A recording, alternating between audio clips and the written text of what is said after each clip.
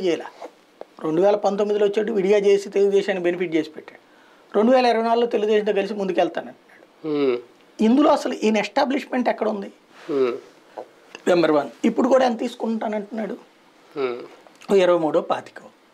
అక్కడ ఇంకా నెక్స్ట్కి అడ్వాంటేజ్ ఎప్పటికి రావాలి అంటే 15 20 25 ఏళ్ళ ఒక పార్టీ 25 ఏళ్ల తర్వాత లెక్క అసలు ఏ కౌంట్లోకి వస్తుంది ప్రాక్టికల్గా?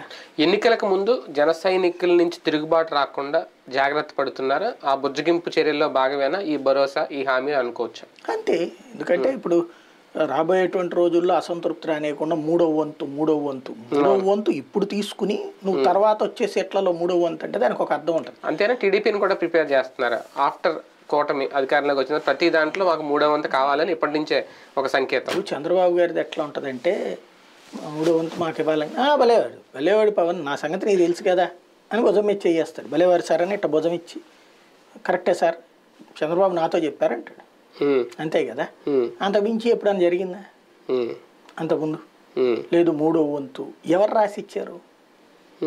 ఇంకోటి పవర్ షేరింగ్ ఎక్కడుంది అసలు? ఇప్పుడు ఒక కాపు సామాజిక వర్గం ఫర్ ఎగ్జాంపుల్ సింపుల్ లాజిక్ అండి. కాపు సామాజిక వర్గము ఇంతకుముందు చంద్రబాబు కేసిన టైం ఉంది, ఏజెంట్ టైం ఉంది కదా.